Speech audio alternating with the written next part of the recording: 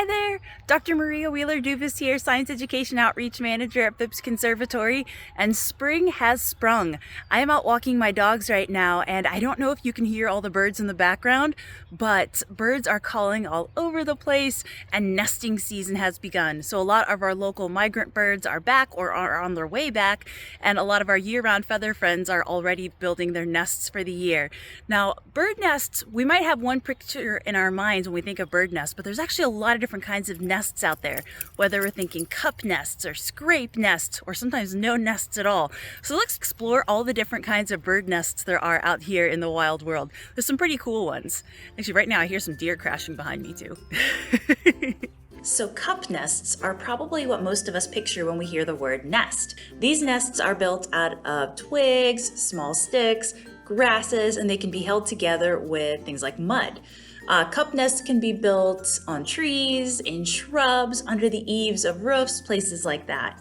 American robins and hummingbirds are classic examples of cupped nest builders. And then there are cavity nesters.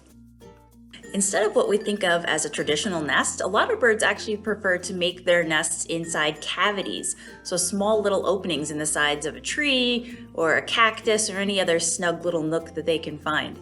Some birds, like chickadees for example, will find a cavity and they'll stuff it with soft things or grasses or anywhere else, something else to make it like nice and cozy inside there for their brood.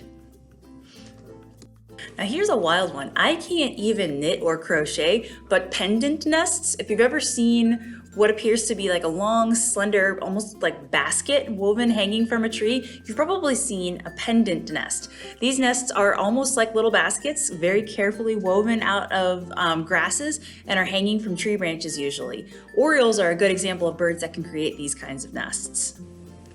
Another kind of nest is a scrape nest. These are a little odd though, and we might not even recognize them as being nests if we were to just walk right by one on a nature walk. So scrape nests are generally very little more than just a scraped out depression of ground, maybe with a little bit of gravel, some rocks added in.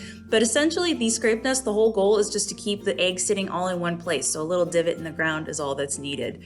An example of a bird here in Western Pennsylvania that uses a scrape nest would be our Peregrine falcon, like the kind that we have up on the Cathedral of Learning.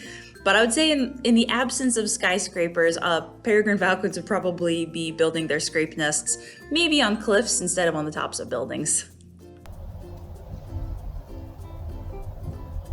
Mom? Some birds, though, are proper little hobbits and they prefer to make underground homes for themselves, especially burrow nesters. So one example here in Pennsylvania are the belted kingfishers.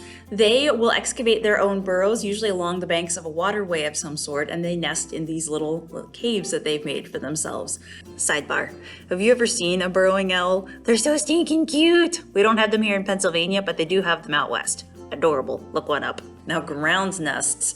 Ground nests can resemble a cup nest, but sitting on the ground or as a large mound of mud. And you may have even encountered a local notable ground nester that I fully respect, the Canada geese. I am not afraid of them, I respect them. And then there's some birds that don't even bother building a nest of their own, and they just brood parasitize somebody else's nest.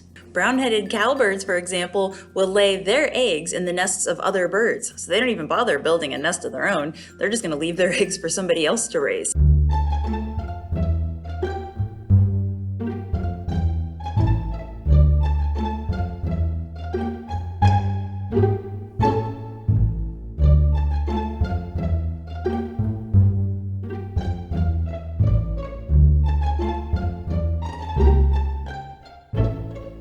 So the next time you're out for a walk in the woods or in a wetland, take a look for all the different kinds of nest types that you might see out there. And remember, nature doesn't really have strict definitions for anything. You may see nests that don't seem to neatly fit into any one category that we've talked about so far. Don't worry about it. Just enjoy the diversity. Thank you for joining us, science fans. Remember to keep exploring the world around you.